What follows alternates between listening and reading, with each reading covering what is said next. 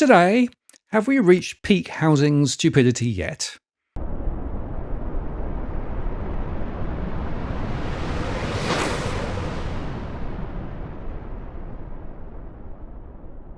Hello again, it's Martin North from Digital Finance Analytics, with latest post covering finance and property news. Well, the latest home price data to the end of October revealed further median price rises across the board. According to Totality, the pace of growth in Australian home values accelerated in October, rising by 1.1%. That's the fastest monthly gain since June 2023. Momentum has been building in the rate of housing value growth since the first rate cut in February, pushing the annual pace of growth to 6.1% nationally, they say. Monthly gains have been broad-based, with every capital city and rest of state region recording a monthly rise in value, ranging from 1.9% surge in Perth to 0.3% rise in Hobart. Across the combined capitals, the 1.1% gain seen in October equates to an increase of just over $10,000 in the median dwelling value over the month. And since February, capital city dwelling values are up 5.9%, or around $53,700. And regional markets also posted solid increases in the monthly rate of growth, with a 1% increase, which is the highest monthly gain across the combined regional markets since March 2022. Regional WA recorded the strongest rise, with a 1.8% increase in values, followed by regional Queensland at 1.1% and regional New South Wales up 1%. There are many factors, they say, contributing to stronger housing conditions, but ultimately the uptick in growth is reflective of supply falling well short of demand. At the national level, Totality's rolling quarterly estimate of home sales is tracking 3.1% above the previous 5-year average, while advertised supply levels over the 4 weeks to October the 26th were 18% below average. Although auction clearance rates have eased a little, they have held above the decade average in the high 60s to low 70% range since the start of spring. But it is the broad, middle and lower quartile of the market where gains have been strongest, they said. Across the combined capitals, dwelling values were up 1.4% across the middle market, but rose 1.2% across the lower quartile, while the upper quartile values were just 0.7% higher through the month. The upper quartile of the market is showing the lowest rate of growth across almost every capital city, said Totality's research director Tim Lawless. Stronger housing demand at the lower price points is likely a combination of serviceability constraints eroding purchasing power, persistently higher than average levels of investor activity, and what is likely a pickup in first home buyers taking advantage of the expanded deposit guarantee. The step up in growth rates does coincide with the expanded 5% deposit guarantee scheme going live on October the 1st, which is going to add to housing demand, especially around the lower to middle price points of the market. Under the Labour's first home guarantee scheme, which came into effect at the beginning of October, virtually all first home buyers can purchase a home with just a 5% deposit without requiring lenders' mortgage insurance, as taxpayers will now guarantee 50% of the mortgage. But bearing in mind, settlement generally takes more than 40 days, too soon, I think, to see what the impact of the government scheme will actually be. By the way, modelling by Lateral Economics predicted that the 5% deposit scheme would raise national prices by 3.5 to 6.6% in 2026 and for several years thereafter. However, in segments targeted by first-time buyers, which are defined at those below the scheme's generous price caps, the impact is predicted to be considerably higher, with property prices expected to jump by 5.3 to 9.9%. This, of course, is in stark contrast to the official Treasury modelling, which frankly no one believes, but is proof that the Treasury has become, well, a propaganda arm of the federal government, I think. The Treasury's modelling, released ahead of the scheme's introduction, forecasts that the policy would only lift home values by 0.5% over a 6-year period. And that modelling was used by Prime Minister Anthony Albanese and Housing Minister Claire O'Neill to shield any criticism that the policy would make housing less affordable by driving up home prices. But as Andrew Bragg revealed in a Senate review, it might be 0.6%, not 0.5%. like some of those Russian fishing ships that trawl through the Antarctic. This is not a fishing exercise. There's no Russian boats. It's about modelling for a government program. Shouldn't mislead the Senate. If that is not the basis upon which, if that is not the basis upon which this is not being provided, then I'm sure that if there's no other basis to not provide it, that we will ultimately provide it. Okay, we look forward to seeing the document. But you have debauched the processes of the Senate with the approach that you have taken broadly. Prime Minister of the country gave the wrong number on the modelling. He threw a 0.5. The official says 0.6. It is. We want to see the piece of paper. It is. You can't cover everything up. Absolutely unreasonable. You can't cover everything up. Well, the official has said 0.6% over 6 years. Which is different from what the Prime Minister said. Confused, you may be. But more importantly, he showed that Treasury modelling was provided, wait for it, after the first home scheme was already announced. The Minister's office asks the Treasury for modelling before the policy was announced. We were asked for modelling in late July 2025. July this year. So this was announced in May. And so you asked for your expert advice on price impacts in July? Yes. Okay. Even the RBA has cast doubt on Treasury's modelling, according to the recent released statement on monetary policy. The government's 5% deposit scheme is expected to put some further upward pressure on housing prices in the period ahead, the statement said. The new scheme has no income caps nor limit on take-up, and maximum property price caps have been increased to $1 million or more in some capital cities and regional centres. It's difficult to quantify the expected effect of the scheme on housing demand, although it is likely to put at least some further upward pressure on housing credit and price growth, the RBA said. And in fact, Michelle Bullock said that this would be positive because it would improve the so-called wealth effect.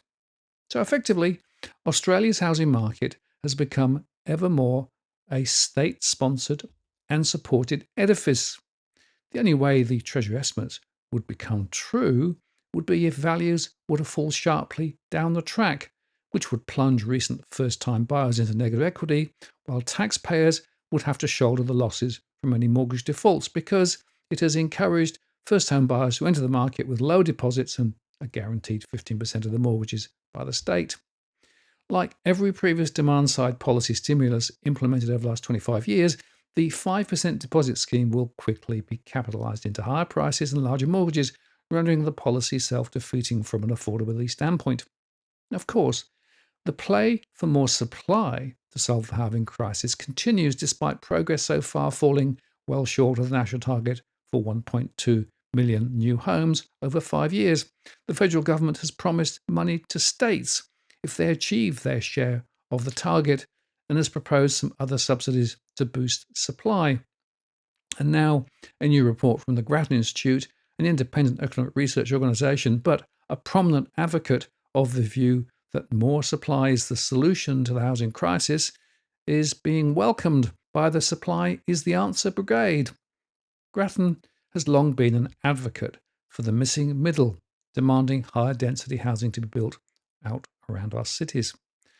The latest report argues that there's not enough homes in places that people want to live, making it harder to own a property and pushing young people out of middle suburbs, a problem blamed on an overly restrictive planning system that says no to new housing by default. The think tank says all residential land in capital cities should be rezoned to allow dwellings of up to 3 stories or 6 stories near transport hubs and city centres. Allowing 3-storey unit blocks to be built out over Australian cities and streamline building approvals would save renters an estimated $1,800 a year and shave $100,000 off the median price of a home, but sometime in the future. Australia needs a housing policy revolution, lead author Brendan Coates said. The equation is simple. If we build more homes where most people want to live, housing will be cheaper and our cities will be wealthier, happier, and more vibrant. The result is that Sydney, Melbourne, Brisbane, Perth, and Adelaide are all in the bottom third for density among large cities in the advanced world. And this has particularly affected young people, with Sydney losing 35,000 residents aged 30 to 40 between 2016 and 2021. Very little city land is zoned for buildings of more than 3 stories. Only 20% of residential land in Sydney and less in Melbourne, Brisbane, Adelaide, and Perth. Even where land is zoned to allow multi-storey building, restrictions on floor space and other planning requirements mean such buildings are not viable in many cases. For example, councils in New South Wales can undermine land zoning for higher density developments by adding requirements that make achieving high density impossible, they said. Councils can dictate maximum heights, limit total floor space, and impose setbacks that require large blocks to be left empty. Only 1/3 of Sydney councils actually allow flats to be built on land zoned by the state for those 3 stories. And they go on to say that when projects proceed to the application stage, they are costly and complicated to produce and take a long time to be processed. For complexes of 20 dwellings or more in Sydney or Melbourne, applicants can take a year or so to get a response. The Victoria and New South Wales governments have recently taken steps to loosen their planning restrictions, together zoning more than 2 million extra homes. But without simplification, the application processes and thicket of rules and regulations, Grattan estimates only 1/3 of those homes are commercially feasible. The report includes a model of the housing market that predicts that the proposed reforms could add an extra 67,000 homes a year over the next decade, with house prices and rents 12% lower by that time than they would otherwise be. These estimates are not merely theoretical. A large body of evidence shows that when planning controls are relaxed, the result is more and cheaper housing, the authors argue. But this is not as reported in so much of the mainstream media. A fall in prices, yeah, maybe, but really they're talking about just a slower rise, theoretically, at some point in the future. But actually, approvals are not the problem. Delivery is, as illustrated by the Alex Joyner data from IFM Investors. Australia's home building industry is already stretched to capacity, bulging with homes that have been approved for construction but not yet built. And as Karen Kushner has shown recently, the time taken to build dwellings also ballooned out, further emphasising that the construction industry is stretched to the limit. Catalyst head of research Eliza Owen recently published a research note examining why government attempts to lift approval times won't stimulate new housing supply. With 2019 homes already under construction and completion times ballooning, the real bottleneck lies in the build phase, not planning reform, Owen wrote. While state and local governments focus on approvals and improving the feasibility of new projects, building companies continue to be stretched thin across an already swollen pipeline and reduce margins. Owen warned that simply increasing approvals will add more new projects to an already swollen pipeline, likening it to turning up the tap on a bath that is already full. And she added that the swollen pipeline has been associated with an irregular increase in time to complete dwellings, an increase in construction costs, and other capacity constraints. Effectively, dwellings are being approved but getting stuck in the commencement and construction phase. And Owen also warned that increasing approvals could be inflationary. With completion times already above average and construction costs elevated, it seems an odd time to be incentivizing more dwelling approvals and commitments to the backlog of work to be done, she wrote. In fact, without increasing the capacity or productivity within the construction sector to take on this additional work, it could even present an upside risk to inflation at a time when the industry is crying out for rates to move lower. Now, the second major problem with Grattan's analysis is that it's too expensive to build apartments. As a result, they cannot be delivered at a reasonable cost to buyers, and that won't improve affordability, of course. Urbis highlighted the excess costs of apartment developments, reporting that selling prices in Australia's largest cities rose by a record 24% last year, reaching more than $19,000 per square metre. In the last couple of years, the majority of sales across the country have been above $1 million, targeting that downsizer market, Urbis director Mark Dawson stated, due to the high cost per square metre, developers have built smaller shoebox apartments. As illustrated by the ABC, 3 or more bedroom apartments comprise just a modest share of the apartment supply in the major East Coast capitals.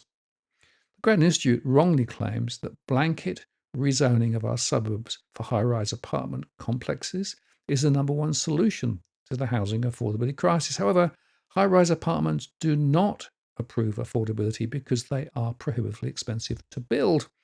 All this conveniently avoids the elephant in the room, migration, which, as you know, is still booming. Not that many in the mainstream media want to acknowledge this as the underlying driver of unaffordable housing, but Alan Kohler is one of the few ABC journalists willing to be open and honest, discussing Australia's immigration system, which is the fundamental driver of the nation's world-beating population growth. Education has a lot to do with housing affordability and the lack of it, Kohler argued recently. Of the 4.5 million migrants who came to Australia over the past 10 years, 1.6 million are students. It's by far the largest component of our immigration program.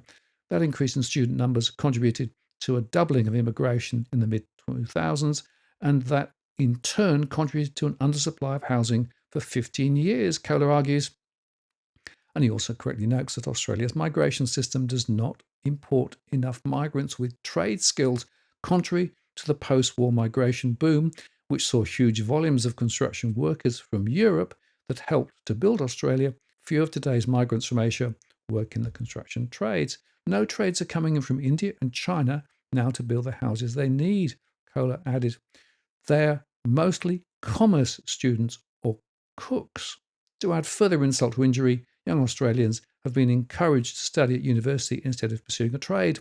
The result is the construction sector employment has been static for 20 years, even as demand for housing has increased, Kohler argued. Add in the permanent plus humanitarian migrant intake, which was only 86,000 in the year 2000, but in 2025 it had risen to 205,000, and following changes implemented by the Albanese government from 1 July 2023, New Zealand citizens who have lived in Australia for 4 years or more on a special visa category are permitted to apply directly for Australian citizenship by conferral without first becoming a permanent resident. Other nationalities now occupy the places formerly taken by Kiwis, effectively increasing the size of Australia's permanent migrant program by around 30,000 places. The upshot of these policy changes by the Albanese government is that the annual effective permanent migration plus humanitarian program is now around 235,000 places. Not the stated 205,000, by the way, and it's also around 177% higher than the average level at the turn of the century. Indeed, the National Housing Supply and Affordability Council, in their latest State of the Housing System report released back in May, forecast that if Australia's population grows 15% faster than projected, as it now seems it will on current evidence, then Australia's housing shortage will increase by another 200,000 over 5 years. This 200,000 forecast increase in the housing shortage is on top of the current cumulative shortage of at least 200,000 homes, which was calculated by AMP chief economist Shane Oliver. So it is significant that in the past month, there has been a whole procession of opinion polls proving that Australians reject excessive high immigration levels. For example, polling by Macquarie University's Housing and Urban Research Centre shows that 2/3, 66% of respondents believe that Australia should reduce the rate of immigration to address the housing crisis. Resolve Political Monitor's polling of 1,800 Aussies from across the political spectrum October the 7th and 12th showed that 58% supported a significant reduction in migration levels, outnumbering those opposing immigration cuts 4-1. The Institute of Public Affairs survey of just over 1,000 people between September the 13th and 14th showed that 60% of Australians believe that migration levels are too high, while only 7% thought they were too low. And an extraordinary 71% of respondents also believe that Australia should temporarily pause its intake of new immigrants until more economic and social infrastructure such as schools, roads, hospitals, and houses were built. And the recent news poll confirms all of these results, showing that 64% of voters want lower immigration, of which 39% want a lot fewer, versus only 10% who want more immigration. So all up, with the government avoiding the real issue, migration, and gaslighting first-time buyers with their announceables, despite data showing again their approach just lifts prices higher, again, the talk about supply being the answer will continue even as prices barrel higher as affordability crashes further, especially given the limited space for more rate cuts now due to sticky inflation. So as a result, no, my conclusion is we have not yet reached peak housing stupidity, even if we are well on the way to doing so, which is weird, given the solution is staring the government in the face, as New Zealand and Canada have demonstrated. If you cut migration by magic, you get lower rents and lower home prices, and quickly too. I'm Martin North from Digital Finance Analytics. Many thanks for watching, and I'll see you again next time.